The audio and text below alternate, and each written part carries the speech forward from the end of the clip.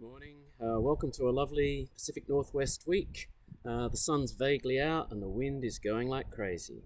But, yep, we're back at school, and just to show, I've got Nikola Tesla on my tie, and I'm in front of you just like I normally would be in the classroom. And I'm going to start the day with a quote by Jacobus Vant, Hoff, and he once said, "It is sometimes easier to circumvent difficulties rather than to confront them head on." And that to me kind of epitomizes the way we're managing this remote learning business, because nothing ever seems to work when we do it in the recommended way, and we always have to come up with workarounds in order to get things to vaguely work. So yeah, today we're talking about boiling point elevation. And you remember that last week we talked about the reason that you need to raise the boiling point when a solvent has solutes dissolved in it. And we also had a look at what is boiling point, and boiling point is achieved when the vapor pressure exerted by the solvent equals atmospheric pressure, and only then can you have that critical mass of particles leaving the surface of the solvent and becoming gas particles in the atmosphere.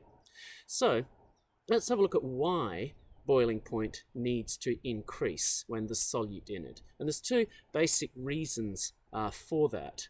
Now the first one, when you start to put something that does not ionize, a solute that does not ionize into a solvent, then obviously it takes up a certain proportion of the volume. It also takes up a certain proportion of the surface area, therefore preventing the volatile solvent molecules from exerting that vapor pressure that would allow vapor pressure to increase to equal atmospheric pressure, and therefore allow boiling to take place. If you've got some of the solute molecules lowering the rate of evaporation from the solvent, then obviously you put it at one temperature and the vapor pressure is no longer what it would have been for the pure solvent at that temperature. So add some solute, decrease the number of molecules of solvent going into the atmosphere to increase the vapor pressure, and therefore boiling point is going to have to increase. You're going to have to give the solvent molecules more energy in order for the vapor pressure they exert to equal atmospheric pressure, and then allow boiling to take place.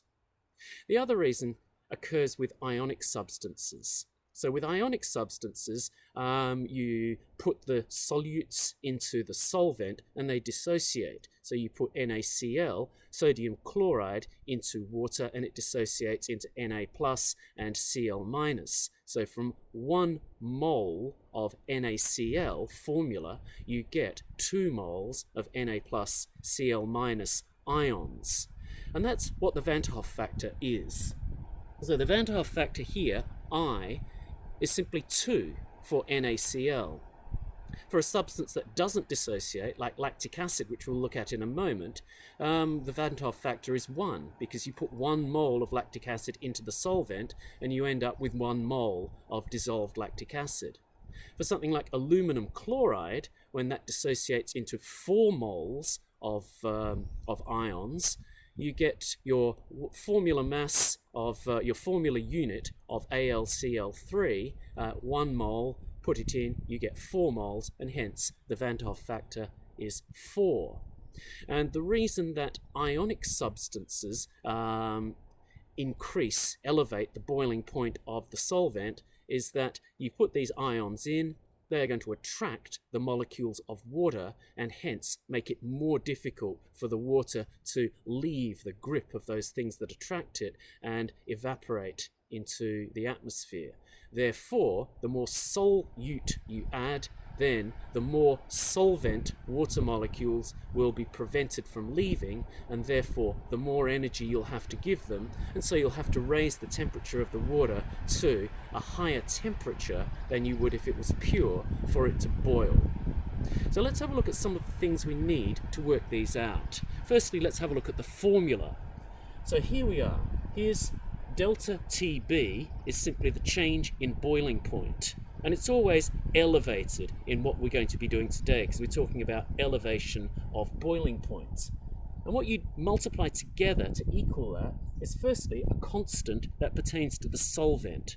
So obviously solvent molecules, they're going to evaporate in different ways. They're going to need a different amount of energy to leave the water and evaporate into the atmosphere. And so we get a different value in degrees Celsius per mole of the substance, and that's our Kb, our constant for boiling for the particular solvent.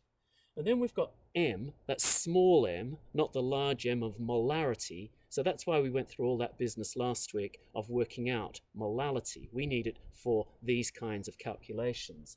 And the final thing is the Vant Hoff factor, which looks at the amount of moles that it splits into for 1 mole of solute you originally add to the solvent. So let's have a look at a sample problem, and it's the usual sodium chloride in water. So what is the boiling point of a 0.31 molal NaClAq solution? So this gives us a piece of information immediately. We know that NaCl dissociates into 2 ions, and so I equals 2. We know that Aq means it's water, so we know we can use these figures here. And so then we start to work it out. So the elevation of boiling point is Kb, the constant for water, 0.512, times the molality, we get that from the question, times the Vant Hoff factor, which is 2, and I'll just refer to my notes because of course I've worked this out before, and that ends up being 0.31744. But of course, that's the boiling point elevation. The question asks us for the boiling point. So in order to work that out, we need to add the boiling point of water, and we get the pretty improbable looking number that I'm writing up here. And then the thorny question arises of how many significant figures we're going to express this to. And so you might think, this 100, does it have a point there? Does it not? Do we do it to 1 significant figure? Do we do it to 3? But that's not a relevant question, because the whole definition of 100 degrees Celsius is that it is exactly the boiling point of water. The Celsius scale goes from 0, the freezing point of water, to 100, the boiling point of water, and then extends each side of that. But the definition of the boiling point of water is 100.0000, however many zeros you want to go on for. So that's not relevant, the number of significant figures in that. What is significant, I suppose, is this.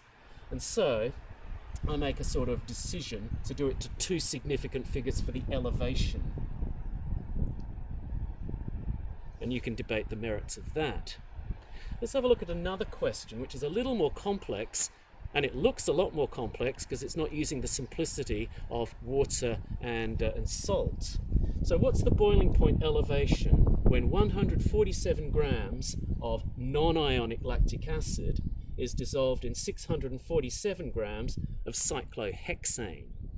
All right, so we've got some weirdos here. Firstly, non-ionic means it doesn't break into more moles than you put in, so the Vant Hoff factor is 1, which is kind of nice for us. Then we've got to look at a few things here, like C6H10O5, and we haven't got the molality of it, so we're going to have to calculate the molality of the solution, which is a bit time-consuming. And then we've got our solvent, which is cyclohexane. Now remember, cyclohexane looks very much like benzene. It's got that hexagonal structure, and benzene, of course, has 3 double bonds, and the electrons move about, so we do that as a circle. And that means that each carbon atom in that ring is already forming 3 bonds with its neighbouring carbon atoms, and so it can only add 1 H to each of them. So it's C6H6. But cyclohexane is a different thing. It's hexane, so it's only got single bonds, and so it can form 4 bonds by producing bonds with more hydrogens. It's C6H12. hexane would normally be C6H14, but because it joins on to the ends, those two hydrogens on the ends of the chains are eliminated, C6H12. So let's have a look at what we do to this. Right, so elevation of temperature equals Kb, and Kb for cyclohexane is 2.79. And then we have the molality, and we don't have that yet. We need to work that out in a minute. And then we have the Vant factor is 1. So, lactic acid, C6H10O5, here is the molar mass of it, 162.14 grams per mole. In order to work out the number of moles, it's the mass of it, which is 147 grams over 162.14 grams per mole, and that gives us an answer of 0.907 moles. Oh yes, and I'd already written that down here. So that gives us a molality of 1.40127 moles of solute per kilograms of solvent, and we plug that into here. Right, and I, of course, equals 1. I just wrote I again. And what that ends up equaling when we, this is very messy now, 3.91 degrees Celsius. We simply multiply those out.